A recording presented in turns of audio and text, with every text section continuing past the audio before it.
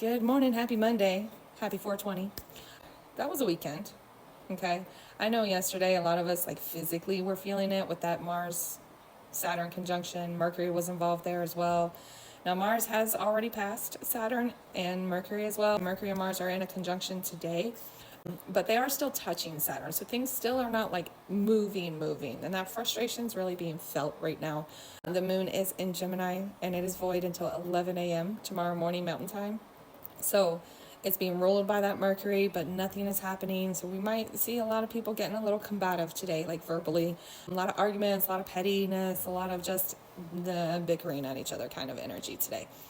Really pay attention to that though, because what is currently unfolding is essentially people that everything's uncomfortable. When people are uncomfortable, they react in ways that you don't necessarily expect them to react, right? And we're going to start seeing that, and we're really going to have to start paying attention to that, listening to your intuition, listening to, your gut telling you when someone is lying or manipulating and things like that. We got to stop making excuses for other people's behavior. As much as I am a bleeding heart who does the whole I can fix them thing, that's also the hardest lesson I ever had to learn, is that you can love people with boundaries.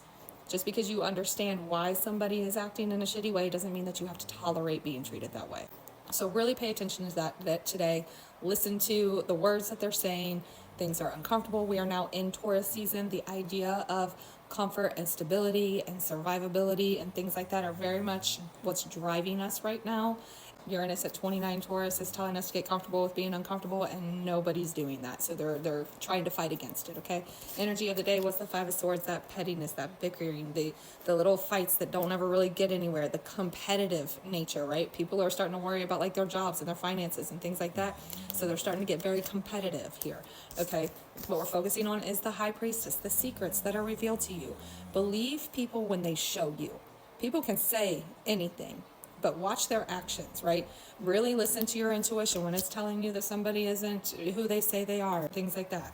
And what we are avoiding is the Two of Cups. With that moon being void, we don't want to start anything new with anyone, but also we don't want to allow people to walk all over us just because we understand why they're stressed out, why they're angry, why they're behaving the way that they are. Bottom of the deck was the Five of Pentacles. This is very much that Uranus at 29 Taurus, that financial insecurity, the feeling cast out, feeling left out, like people kind of pushing back against that energy.